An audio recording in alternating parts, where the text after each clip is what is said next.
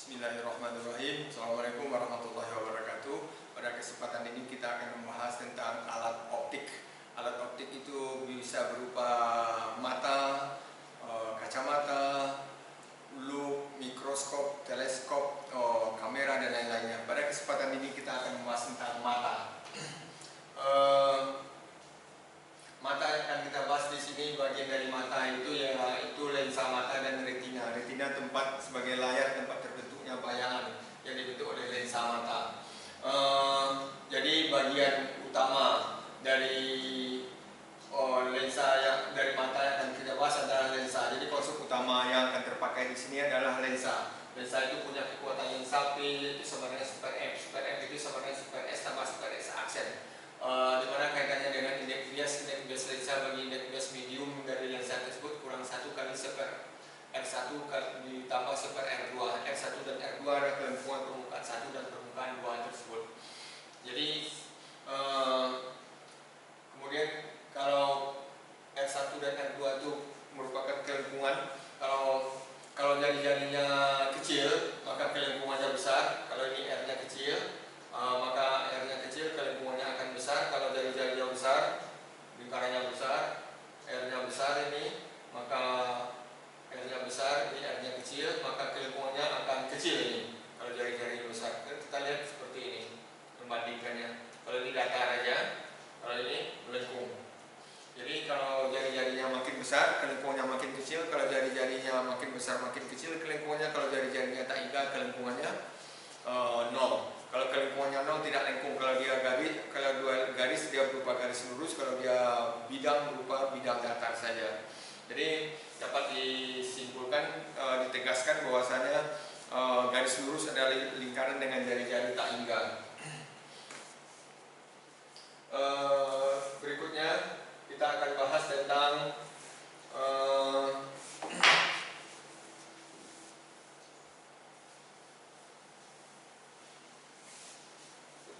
lensa positif. Lensa positif itu ada lensa positif punya F1 titik fokus yang bekerja 2F1 dan F2 2F2. Ini ruang 1 tempat benar, ruang 2 tempat benar, ruang 3 tempat benar, ruang 4 tempat benar. Ini ruang 1 tempat bayangan, 2 tempat bayangan, 3 tempat bayangan, 4 tempat bayangan. Kalau beda di ruang 1 maka bayangannya di ruang 4, 1 tambah 4 5. Ini 4 ruang tempat 4. Berarti di sebelah sini bayangan nanti. Sinar sejajar utama dibiaskan ke F1, sinar mengikuti pusat optik diteruskan. Sinar biasnya ini menyebar, maka yang mungkin berpotongan adalah perpanjangan sinar bias. Ini bayangannya maya, H aksennya maya, tegak diperbesar. Jadi kalau benda sepihak dengan bayangannya, maka bayangannya maya, atau bayangan yang terletak di depan lensa adalah bayangan maya. Kalau benda di ruang 3 misalnya seperti ini, maka sinar sejajar utama dibiaskan ke F1, sinar mengikuti pusat optik diteruskan. Maka bayangannya di sini, benda di ruang 3, bayangan di ruang 2, ini tempat bayangan. Kemudian kalau lensa negatif min, ini jadinya F2, ini 2F2, ini F1, ini 2F1. Ini fokus yang bekerja yang di depan lensa. Kalau benda di ini ruang 4 tempat benda, ruang 1 tempat benda, ruang 2 tempat benda, ruang 3 tempat benda, ruang 1 tempat bayangan, 2 tempat bayangan, 3 tempat bayangan, 4 tempat bayangan. Jadi kalau benda di depan lensa negatif, itu benda di ruang 4. Kalau benda ruang 4 bayangan ruang 1, 4 tambah 1 5 gitu. Kalau benda di sini misalnya, maka bayangannya sinar sejajar utama dibiaskan seolah-olah dari F1 ini. Biasanya sinar menuju titik pusat optik diteruskan. Maka sinar biasnya menyebar nih. Maka tidak mungkin berpotongan perpanjangan sinar biasnya ini berpotongannya. Maka untuk bayangannya nyata diperkecil. Dan bayangannya maya diperkecil. Ini merupakan perpotongan perpanjangan sinar bias. Ini sinar bias diperpanjang, bayangannya maya. Kalau benda di sini bayangannya di mana? Sinar sejajar utama dibiaskan seolah-olah berasal dari F1, sinar menuju titik pusat optik diteruskan. Ini sinar bias, perpanjangan sinar bias, maka membentuk bayangan maya, tegak diperkecil. Jadi kalau bendanya dekat bayangannya besar, kalau bendanya jauh bayangannya kecil. Makin jauh makin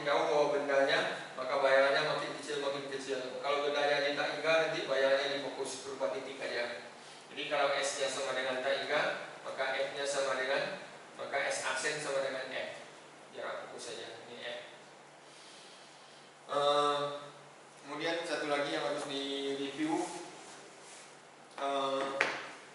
untuk kalau tadi ini ada titik fokusnya, kalau sekarang kalau nggak ada titik fokusnya, ini benda misalnya, ini layar tempat bayangan. Kalau bayangannya memang di sini, maka kita bisa menentukan letak bayangannya, bentuk melukis bayangannya. Sinar sejajar utama kita gunakan terlebih dahulu sinar menuju titik pusat optik, maka sinar diteruskan. Nah, maka pasti ini bayangannya. Kalau sudah dapat bayangannya, sinar sejajar semua utama dibiaskan menuju F1, F1-nya nggak ada, kita lanjutkan aja menuju ke benda, ke bayangan benda. Maka perpotongan ini menjadi F1 ini. Kalau ini F1, ini di sini F, maka ambil sejarah F lagi, ini dapat 2F1. Kalau ini F1, ini F2, ambil F2 lagi di sini. Maka dari sini kita tahu benda di ruang 3, bayangan di ruang 2 ini bayangannya antara F1 dan 2F1. Kira-kira begitu. Kalau di sini titik bendanya ada, bisa di bayangan, bisa dilukis bayangannya. Kalau di sini bendanya ada, tempat jatuh bayangannya ada, bisa dicari bayangan dan bisa dicari F1 dan F2 titik fokusnya. Kira-kira itu yang akan terpakai nanti dalam materi kita ini. Kemudian kita lanjutkan lagi dengan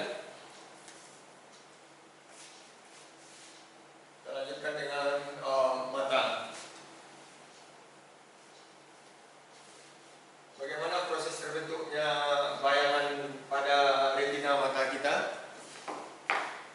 Kita lihat ini benda, sinar bayangan sudah jatuh di retina. Jadi seperti tadi, tempat bayangannya sudah ada, maka kita bisa cari posisi melukis bayangan dan bisa mencari titik fokusnya.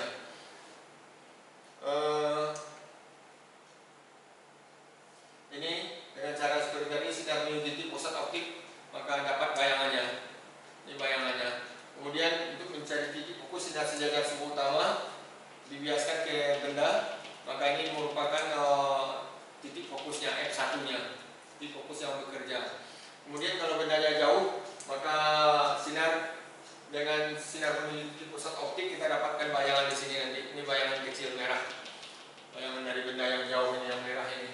Maka untuk mencari titik fokusnya, bikin sinar sejajar semua utama, maka dia akan memotong di bayangan benda, maka dapatlah titik fokusnya di sini. Rupanya titik fokusnya bertambah besar. Jadi dalam hal ini, saat S-nya berubah, ini S-nya awalnya kecil, ini S-nya awalnya kecil, kemudian S-nya membesar, sementara S-aksinya tetap.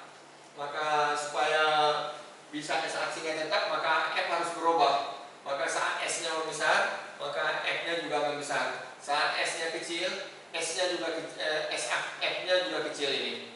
Kalau ini F-nya besar. Nah, maka dapat kita simpulkan, kalau kita melihat benda yang jauh, maka jarak fokusnya besar. Kalau jarak fokus besar, maka jari-jari kelengkungan juga besar. Kalau jari-jari kelengkungannya besar, berarti lensa mata kita menipis, tidak mencembung dia, tidak melengkung. Jadi dapat disimpulkan kalau melihat benda yang jauh, lensa mata kita menipis. Kalau melihat benda yang dekat, lensa mata kita menebal, mencembung dia, berkontraksi. Kemudian kita lanjutkan. Dari lukisan bayangan ini dapat disimpulkan, harusnya dapat diketahui sifat-sifat dari bayangan yang terbentuk di retina. Bayangan yang terbentuk di retina ini nanti oleh otak kita, oleh saraf-saraf kita nanti artikan dia akan tegak lagi. Ini kan terbalik. Kemudian benda terletak di ruang berapa dan bayangannya di ruang berapa, seperti yang sudah diperlihatkan tadi. Kenapa benda yang jauh, benda yang kapal terbang yang jauh misalnya kelihatan kecil sebesar telapak tangan kita saja? Kenapa benda yang jauh terlihat kecil? Kemudian kita lanjutkan dengan melukis bayangan yang tadi.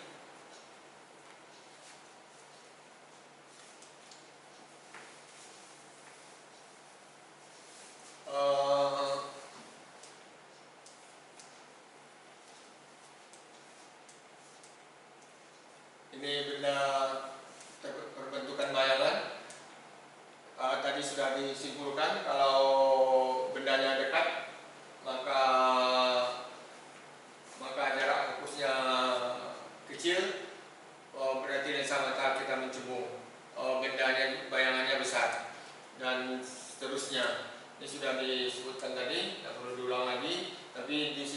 tegaskan bahwasanya makin jauh bendanya, jika benda semakin jauh maka titik fokusnya membesar, semakin menuju ke retina. Maka nanti kalau bendanya jauh tak hingga berarti bayangannya titik fokusnya di retina, bayangannya di retina berupa titik aja. Kemudian bayangan benda makin kecil, semakin bentuk titik dia. Sudah. Sinar istimewa kedua, ini sinar istimewa kedua yang ini, yang merah, yang menuju titik pusat optik, itu akan semakin lurus. Awalnya waktu benda dekat ini dia lebih miring. Kemudian waktu benda makin jauh dia makin lebih datar. Makin jauh benda dia akan makin datar. Kalau benda di tak hingga nanti dia akan horizontal aja garisnya. Maka dapat disimpulkan seperti ini. Ini sinar sejajar utama. Kalau bendanya di jauh tak hingga, pasti bayangannya nanti difokus di retina. Kalau ini sinar istimewa yang kedua yang menuju titik pusat optik tadi udah datar aja. Jadi dua buah sinar yang sejajar ini menyatakan bendanya S-nya sama dengan di tak hingga. Bendanya di tak hingga. Karena dua buah garis sejajar adalah dua buah garis apabila diperpanjang dia tidak berpotongan. Atau boleh disebutkan dua buah garis sejajar adalah dua buah garis apabila diperpanjang dia berpotongan. Tapi ada syaratnya, di mana di tempat tak hingga. Tempat hingga di mana nggak tahu, berarti dia tidak berpotongan. Jadi boleh disebutkan seperti itu.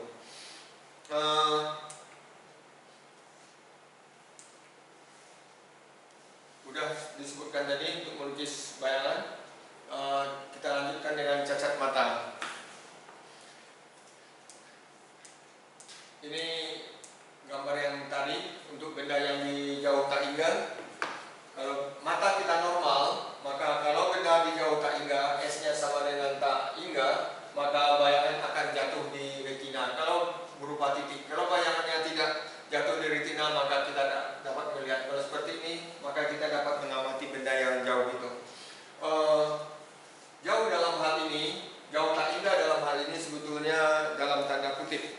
Untuk benda-benda kecil, misalnya seperti ini, ukurannya kecil sekali hurufnya, maka huruf-huruf yang kecil seperti ini dia akan pada jarak 2 meter aja sudah termasuk tak hingga bagi kita, sudah tidak teramati bagi kita. Sudah sama aja kapurnya pada jarak 2 meter dan pada jarak 3 meter.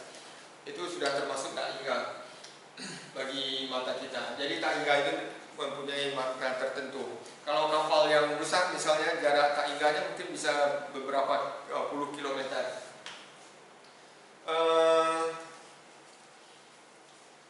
Kemudian ini berarti mata normal. Kemudian kalau bendanya ini menyatakan benda di jauh tak hingga, nyatanya kalau benda jauh tak hingga, lensa mata kita tadi menipis. Seandainya lensa mata kita nggak mampu untuk menipis, dia masih menebal juga, maka dia akan membelokkan cahaya lebih kuat lagi, sehingga bayangannya tidak jatuh di retina. Harusnya benda S benda yang berada di jauh tak hingga, bayangannya harusnya atau titik fokusnya dan bayangan di retina. Sekarang enggak, maka ini sudah termasuk mata yang tidak normal, udah cacat. Kalau yang normalnya seperti ini yang gambar yang sederhananya. Ini menyatakan bendanya di jauh tak hingga, bayangannya di fokus. Ini menyatakan bendanya di jauh tak hingga, 3 buah garis sejajar, menyatakan bendanya tak hingga, S-nya sama dengan tak hingga, bayangannya tidak di fokus, tidak di retina. Maka ini orang nggak bisa melihat kalau seperti ini. Kemudian ini sudah dijelaskan tadi, ini mata yang cacat, rabun dekat namanya disebut miopi. Jadi kalau mata yang normal itu S-nya sama dengan jarak paling jauh itu tak hingga disebut dengan PR, namanya punktum remotum atau dilambangkan dengan R kecil sama dengan tak hingga. Kalau mata tidak normal, punktum remotumnya R atau R-nya kecil dari tak hingga.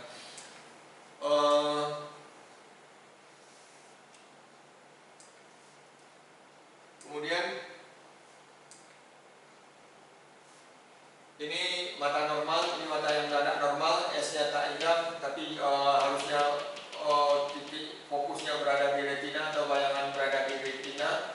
Maka ini mata yang supaya bisa melihat, bisa saja benda yang lebih dekat lagi ke mata. Jadi berarti inilah yang paling jauh yang dapat dia lihat. Maka ini bayangannya jatuh dari retina, berarti dia melihat benda yang ada di sini. Ini yang disebut dengan R, sama dengan kecil dari tak hingga. Kecil dari tak hingga. Maka supaya dapat melihat seperti ini, benda yang jauh tak hingga nggak kelihatan bagi dia, supaya dapat melihat maka bendanya didekatkan. Atau kalau berarti benda yang jauh dari sini, seperti ini, R-nya sudah bendanya sudah jauh, maka jauh dari posisi yang terdekat dia, yang dapat dia lihat, maka berarti dia nggak bisa lihat benda ini. Kalau dilukiskan, bayangannya pasti akan jatuh di depan retina nanti. Kalau dia sudah jauh begini, maka jatuh di sini. Maka supaya dapat melihat, dibantu dengan kacamata negatif yang sifatnya menyebarkan sinar. Maka sinar ini disebarkan lagi sehingga dia nanti bisa jatuh di retina lagi, sehingga dia kelihatan apanya. Seperti ini juga demikian. Ini kalau dikasih kacamata negatif, kacamata dengan lensa negatif, maka dia akan lensa negatif menyebarkan sinar, sehingga dia akan sinar yang lewat dari lensa itu akan lebih menyebar sehingga jatuh di retina, bukan di depan retina seperti ini. Maka dia dapat melihat. Jadi dapat dijelaskan, kalau benda yang sudah dapat juga diartikan hal ini bendanya jauh dari R-nya, jarak terjauh yang dapat dia lihat, maka tugas kacamata nanti untuk bayangan di sini. Berarti ini S, ini menjadi R yang tidak normal ini menjadi S aksen nanti. Bayangannya di depan lensa, berarti S aksennya nanti min, S aksennya min R nanti. Untuk lebih jelasnya kita bahas saja contoh soal berikut ini. Anissa hanya mampu melihat paling jauh pada jarak 80 cm. Dia paling jauh dari 80 cm tidak kelihatan oleh dia lagi. Tentukan kekuatan lensa kacamata yang harus digunakan supaya dapat melihat normal. Normal berarti supaya melihat normal berarti sama dengan tak hingga. Berarti bendanya di tak hingga, S-nya sama dengan tak hingga. Kalau ini S-nya sama dengan 4 meter. Seperti yang sudah dibilang tadi, 80 cm jarak terjauh yang dapat dia melihat. Berarti ini sebagai S aksennya. R ini sebagai S aksen. Jadi ini sebagai S aksennya sama dengan min R, yaitu min 80 cm. Maka yang ditanya tentukan kekuatan lensa. Kekuatan itu lambangnya P tadi. P itu sama dengan yang A, P itu sama dengan seper F atau sama dengan seper S tambah seper S aksen. Maka bisa kita cari seper S-nya itu tak hingga tambah seper min 80 cm. Itu akan sama dengan 1 per min 80 kali 10 pangkat min 2 meter. 10 pangkat min 2 itu 100 bagi 80, 10 per 8, 1,25 seper meter disebut dioptri. Jadi kekuatan lensa kacamatanya 1,25 dioptri supaya dapat melihat normal lagi, sehingga benda yang di jauh tak hingga kelihatan oleh dia. Nomor B, P-nya sama dengan langsung aja seper S-nya adalah 4 meter tambah seper min 80 cm. Ini sudah didapatkan tadi, ini seperempat, 1/4 itu 0,25 seper meter dioptri. Ini sudah dicari tadi 1,25 dioptri, sehingga dapatnya min 1 dioptri. Jadi kalau kekuatan lensa kacamatanya hanya 1 dioptri, min 1 dioptri lensa kacamatanya, dia paling jauh hanya bisa melihat pada jarak 4 meter. Kalau jauh dari 4 meter tidak bisa lagi. Jadi dari sini jelas uraian tadi bahwasanya kalau seperti sekarang dia hanya bisa paling jauh melihat pada jarak 80 cm. Berarti R yang tidak normal ini 80 cm. Ini R-nya 80 cm. Tidak bisa dia lihat di sini. Kalau benda yang jaraknya misalnya S-nya seperti sekarang 4 meter, nggak kelihatan oleh dia. Maka tugas kacamata ini membentuk bayangan di sini, di tempat yang dia bisa melihat 80 cm. Jadi ini S, ini A, misalnya bayang bendanya ini A di sini, bayangannya adalah ini A aksen misalnya. Kemudian kita lanjutkan dengan materi berikutnya, yaitu tentang cacat mata.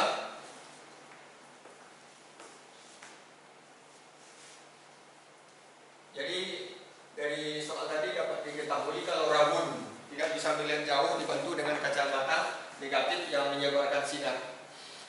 Kemudian ini gambar pembentukan bayangan tadi, ada bendanya, ada tinggi bendanya, ada tinggi bayangannya, panjang bayangannya. Untuk lebih sederhananya maka benda ini berupa titik aja, jadi supaya lebih sederhana sehingga bayangannya juga berupa titik. Kalau bayangannya di retina maka orang bisa melihat benda ini. Tapi kalau bayangannya tidak di retina seperti ini, maka dia tidak bisa melihat. Kalau kita melihat dekat, kemarin tadi itu sudah dibahas, lensa mata kita menebal, mencembung, berkontraksi kuat dia. Maka supaya untuk jarak terdekat yang normal dapat dilihat itu namanya PP, punktum proximum, atau sering dilambangkan dengan SN. Maka SN yang normal itu 25 cm. SN yang normal itu 25 cm.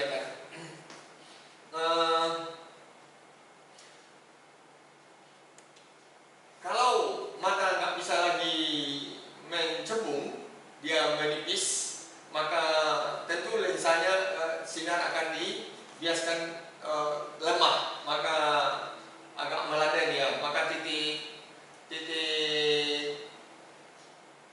bayangannya jatuh di belakang retina. Ya, ini bendanya bayangannya jatuh di belakang retina karena lensa mata tidak mampu mencembung, nggak kuat dia untuk membelokkan cahaya lagi. Maka supaya cahaya ini terlihat, maka benda ini ditaruh di tempat yang lebih jauh.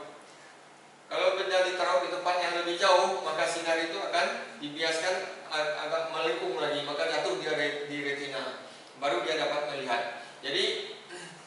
Jadi orang ini kalau bendanya dekat tidak kelihatan oleh dia, kalau bendanya jauh kelihatan oleh dia, maka orang seperti ini disebut dengan rabun jauh. Kalau ini tidak kelihatan, berarti jarak terdekatnya sudah kecil dari 25, SN-nya kecil dari 25.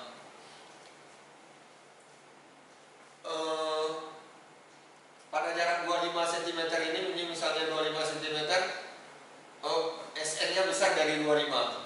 Pada jarak 25 cm ini, pada jarak 25 cm ini tidak kelihatan oleh dia lagi. Supaya kelihatan maka jaraknya harus lebih besar. Maka SN-nya besar dari 25 sekarang. Jarak terdekatnya SN-nya besar dari 25. Maka kalau ini supaya bisa dilihat oleh benda yang di sini, maka dibantu dengan kacamata positif. Kalau dibantu dengan kacamata positif itu sifatnya mengumpulkan sinar ke sini, dikumpulkan. Maka sinar yang menyebar tadi, ini yang menyebar sinarnya ini, maka akan mengumpul, dia akan jatuh di retina lagi. Atau dapat diartikan kalau pakai lensa positif, benda yang ada jauh di 25 cm ini, maka dibentuk bayangannya di tempat yang tidak bisa dibaca tadi, di tempat mata yang bisa. Benda yang berada di sini ini sebagai S, di bendanya, maka dibentuk bayangan di tempat orang ini dapat membaca pada jarak SN yang besar dari 25. Ini sebagai S aksennya nanti. Yang tidak normal ini sebagai aksen. Ini aksen, S aksennya. Ini S-nya. Kira-kira seperti itu. Untuk lebih jelasnya kita bahas contoh soal berikut ini. Ini contoh soalnya, kakek hanya mampu membaca paling dekat pada jarak 80 cm. Jadi kakek tersebut dekat dari 80, tidak bisa dia baca. Misalnya ini SN-nya bisa dari 85, berarti ini 80 cm. Itu sebagai S aksennya. Tidak bisa dia membaca. Maka tentukan kekuatan lensa. Jadi P-nya berapa, kekuatan lensa kacamata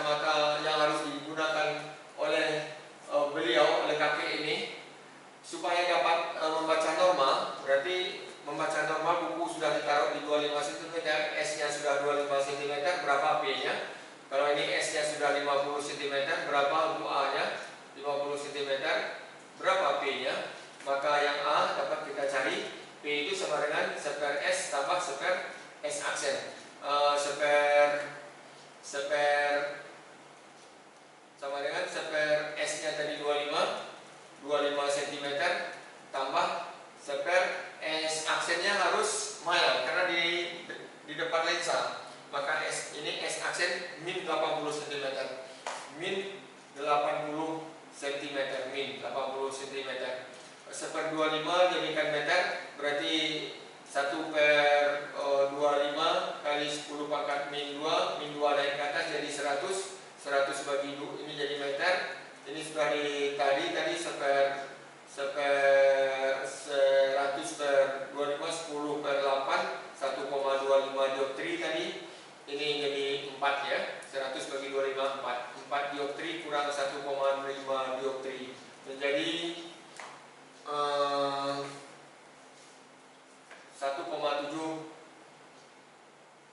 2,75 dioptri.